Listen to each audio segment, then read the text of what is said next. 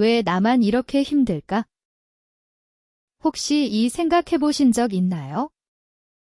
아침에 눈을 떴는데 몸은 분명 침대 위에 있는데 마음은 이미 하루를 다 써버린 것 같은 느낌. 해야 할 일은 그대로 쌓여 있고 사람들은 평소처럼 말을 걸어오는데 나는 대답 하나 하는 것도 너무 버거운 순간이요. 결말부터 먼저 말씀드릴게요. 당신이 지금 힘든 건 의지가 약해서가 아닐 수 있습니다. 게을러진 것도 망가진 것도 아닐 수 있어요. 어쩌면 몸과 마음이 아주 오래전부터 신호를 보내고 있었는데 우리는 그걸 참고 넘기는 법만 배워왔던 걸지도 모릅니다. 그런데 여기서 많은 분들이 멈칫합니다. 이게 번아웃인지 우울인지 모르겠는 거예요.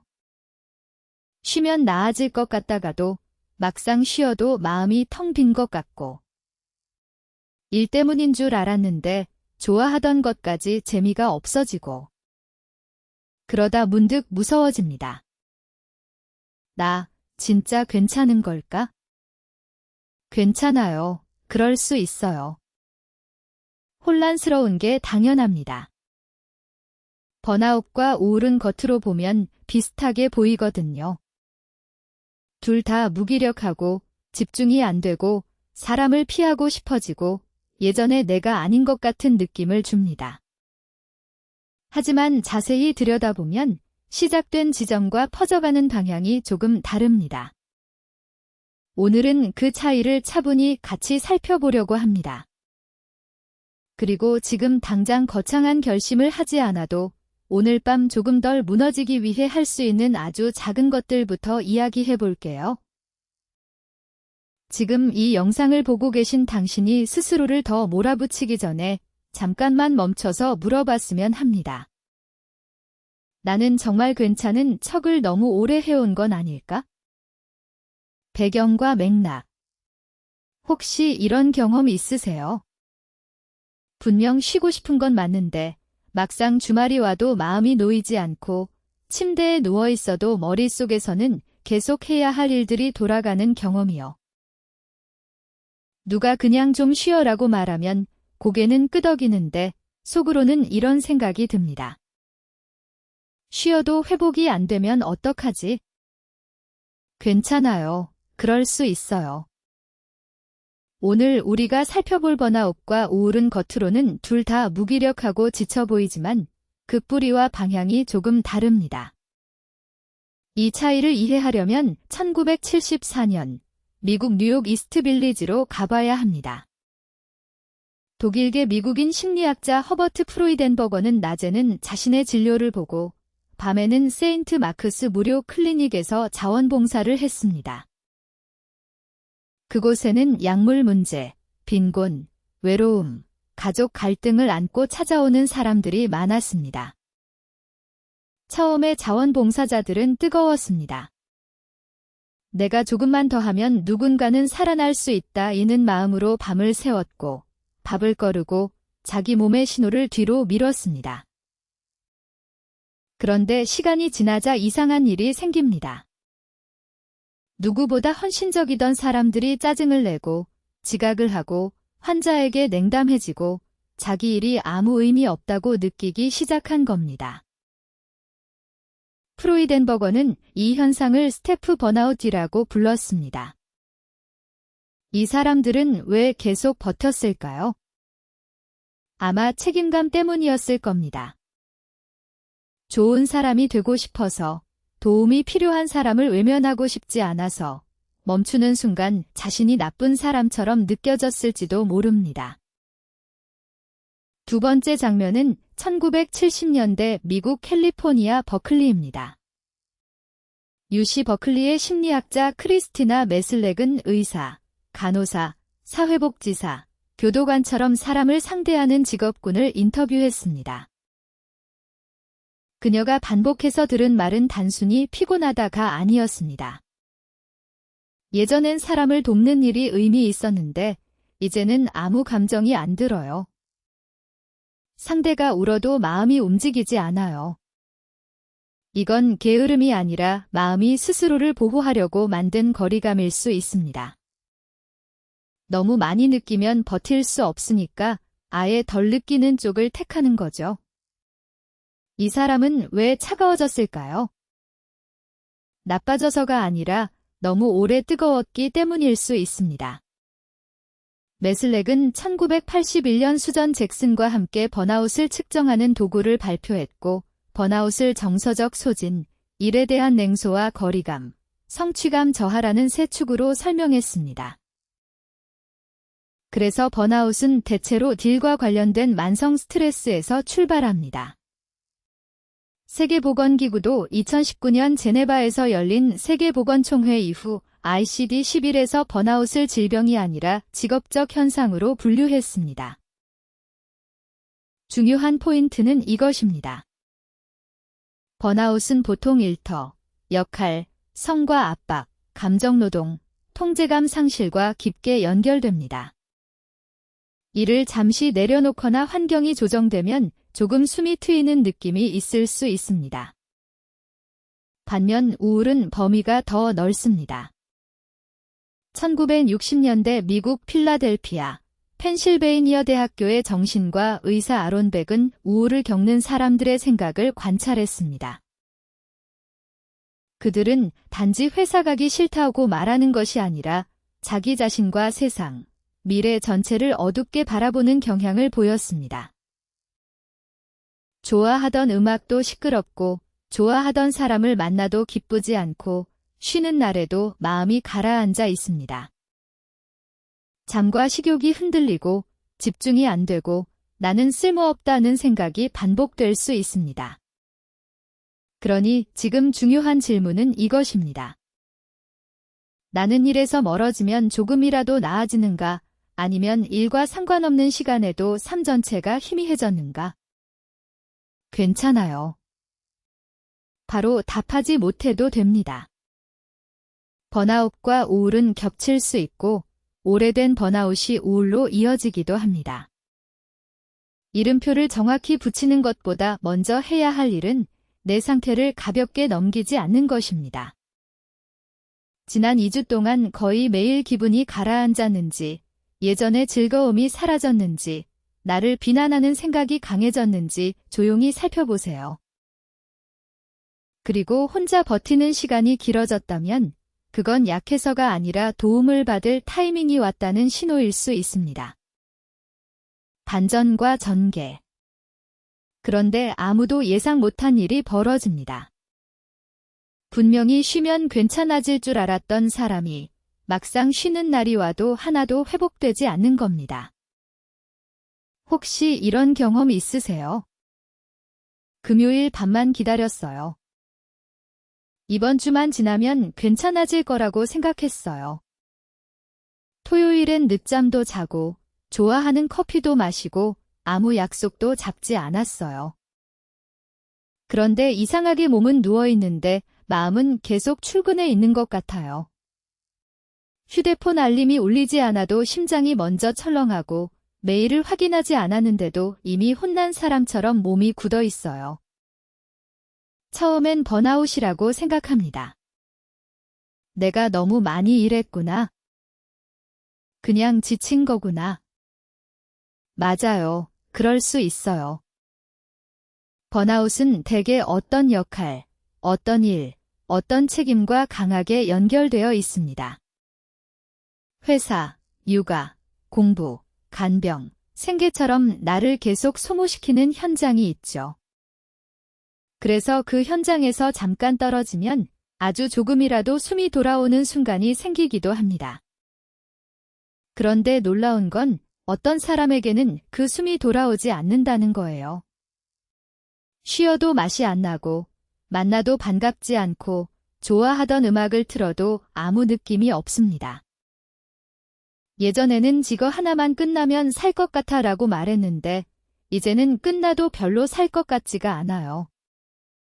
여기서 우리는 조심스럽게 멈춰봐야 합니다. 이건 단순히 의지가 약해진 게 아닐 수 있습니다. 한 직장인이 있었습니다. 그는 몇 달 동안 야근을 반복했고 어느 날 아침 양말을 신다가 그대로 바닥에 주저앉았어요. 이유는 별게 아니었습니다. 양말 한쪽이 뒤집혀 있었거든요. 그런데 그걸 다시 뒤집는 일이 그날은 너무 큰 산처럼 느껴졌습니다. 그는 스스로에게 말했어요. 이 정도도 못해. 하지만 상담실에서 그가 처음 들은 말은 이거였습니다. 괜찮아요. 그럴 수 있어요. 지금 당신은 게으른 게 아니라 너무 오래 버틴 사람처럼 보입니다. 또 다른 사람은 퇴사를 하면 모든 게 해결될 거라 믿었습니다. 실제로 퇴사 첫 주에는 살 것 같았어요. 알람 없이 자고 낮에 산책도 했습니다. 그런데 두 번째 주부터 이상한 일이 생겼습니다. 더 이상 미룰 일이 없는데도 아무것도 시작할 수 없었어요. 책상 위 컵을 치우는 일도 친구의 메시지에 답하는 일도 버거웠습니다. 그때 그는 깨달았습니다. 내가 싫었던 건 회사만이 아니었나? 이 질문은 무섭지만 동시에 아주 중요한 신호입니다. 번아웃은 나를 태우던 불이 너무 강해서 제가 된 상태에 가깝습니다. 그래서 불에서 멀어지면 열기가 줄어드는 느낌이 올 수 있어요. 반면 우울은 그 재가 내 생활 전체에 내려앉는 것처럼 느껴질 때가 많습니다. 일뿐 아니라 관계, 취미, 식사, 잠, 자기 자신을 바라보는 시선까지 흐려집니다. 물론 둘은 딱 잘라 나뉘지 않습니다. 번아웃이 오래 지속되면 우울로 이어질 수도 있고 우울이 있는 사람이 번아웃처럼 보일 수도 있어요. 그래서 중요한 건 이름표를 빨리 붙이는 게 아닙니다. 나는 번아웃이야 혹은 나는 우울이야 하고 혼자 결론 내리는 것보다 더 중요한 질문이 있습니다. 내가 쉬면 조금이라도 살아나는가? 특정 환경에서 벗어나면 숨이 트이는가? 아니면 어디에 있어도 계속 가라앉는가? 예전의 즐거움이 아직 희미하게라도 남아있는가? 내 자신을 비난하는 목소리가 지나치게 커지지는 않았는가? 혹시 지금 이 이야기를 들으면서 마음이 조금 철렁했다면 먼저 숨을 한번 천천히 쉬어주세요. 놀라실 필요는 없어요. 이건 당신이 망가졌다는 뜻이 아닙니다. 오히려 몸과 마음이 아주 늦게, 아주 어렵게 보내는 구조 신호일 수 있습니다. 이제는 방식이 바뀌어야 해라고 말하는 신호요. 지금 할 수 있는 건 거창하지 않아도 됩니다. 오늘의 나를 평가하지 말고 관찰해 보세요. 잠은 어떤지, 밥은 넘어가는지, 쉬어도 회복감이 있는지, 죽고 싶다거나 사라지고 싶다는 생각이 스쳐가는지. 특히 그런 생각이 반복되거나 2주 이상 일상이 무너진 느낌이 계속된다면 혼자 버티지 말고 전문가에게 연결되는 게 좋습니다. 상담사, 정신건강의학과, 지역 정신건강복지센터, 믿을 수 있는 사람 누구라도 괜찮습니다. 그리고 기억해 주세요. 번아웃이든 우울이든 당신이 약해서 생긴 일이 아닙니다. 너무 오래 긴장했고, 너무 많이 참았고, 너무 혼자 감당했을 가능성이 큽니다. 지금 필요한 건 더 세게 밀어붙이는 것이 아니라 나를 다시 사람처럼 대하는 일입니다. 그럴 수 있어요. 지금 알아차린 것만으로도 회복은 이미 아주 작게 시작되고 있습니다. 클라이맥스. 두 번째 반전은 여기서 옵니다. 우리는 계속 이렇게 묻고 있었어요. 나는 번아웃일까? 우울일까? 그런데 더 중요한 질문은 사실 따로 있었습니다. 내가 쉬면 회복되는 사람인가? 아니면 쉬어도 나를 잃어버린 느낌이 계속되는가? 혹시 이런 경험 있으세요? 주말 내내 아무것도 안 했는데도 월요일 아침이 무섭고 좋아하던 음식도 밍밍하고 휴대폰을 봐도 재미가 없고 누가 잘했다고 말해줘도 마음속에서는 그래도 난 부족해 라는 말이 먼저 올라오는 경험. 괜찮아요. 그럴 수 있어요. 그건 의지가 약해서가 아닙니다. 번아웃은 대개 내가 버티고 있던 일, 역할, 책임과 강하게 연결되어 있습니다. 에너지가 고갈되고 일에서 마음이 멀어지고 예전만큼 해내지 못한다는 느낌이 커지죠. 그런데 그 환경에서 잠시 떨어졌을 때 아주 작게라도 숨이 돌아오고 내 취향이나 즐거움이 살아난다면 번아웃의 신호가 더 클 수 있습니다. 하지만 우울은 범위가 더 넓습니다. 일만 싫은 게 아니라 삶 전체에 색이 빠집니다. 쉬어도 회복감이 잘 오지 않고 좋아하던 것에서도 기쁨이 느껴지지 않고 잠과 식욕이 흔들리고 집중이 안 되고 심하면 내가 없어지는 게 낫지 않을까 같은 생각까지 찾아옵니다. 이때는 혼자 판단하려 애쓰는 것보다 도움을 받는 게 맞습니다. 결국 진짜 이유는 이것이었습니다. 당신이 게으른 게 아니라 너무 오래 혼자 버텼다는 것. 그리고 더 깊이 들어가면 당신은 지친 몸을 돌본 게 아니라 계속 증명하려고 했던 겁니다. 괜찮은 사람이라는 걸, 쓸모 있는 사람이라는 걸, 무너지지 않는 사람이라는 걸.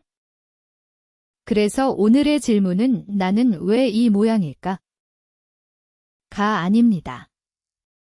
나는 지금 무엇을 줄여야 하고, 누구에게 알려야 하고, 어떤 도움을 받아야 할까? 오늘 딱 하나만 해보세요. 지난 2주 동안의 수면, 식욕, 기분, 흥미, 죽고 싶은 생각의 유무를 짧게 적어보는 겁니다. 그리고 그 기록을 들고 믿을 만한 사람이나 전문가에게 보여주세요. 도움을 요청하는 건 무너졌다는 뜻이 아니라 더 무너지기 전에 방향을 바꾸는 행동입니다. 마무리. 혹시 오늘 이야기를 들으면서 내가 게으른 게 아니라 정말 많이 버텼던 걸까? 하는 생각이 잠깐 스치셨나요? 괜찮아요. 그럴 수 있어요. 번아웃이든 우울이든 중요한 건 이름을 정확히 붙이는 것보다 지금의 내가 어떤 신호를 보내고 있는지 알아차리는 일입니다. 계속 쉬어도 회복되지 않는 피로, 좋아하던 것마저 멀어지는 마음, 아침마다 무거워지는 몸이 있다면 그건 의지가 약해서가 아니라 돌봄이 필요한 상태일 수 있어요. 오늘 밤 당장 모든 걸 바꾸려 하지 않아도 됩니다. 물 한 잔 마시기, 휴대폰을 잠시 내려놓기, 내일 해야 할 일을 하나만 줄이기, 그리고 믿을 만한 사람이나 전문가에게 요즘 좀 힘들어 라고 말해보는 것부터 시작해도 충분합니다.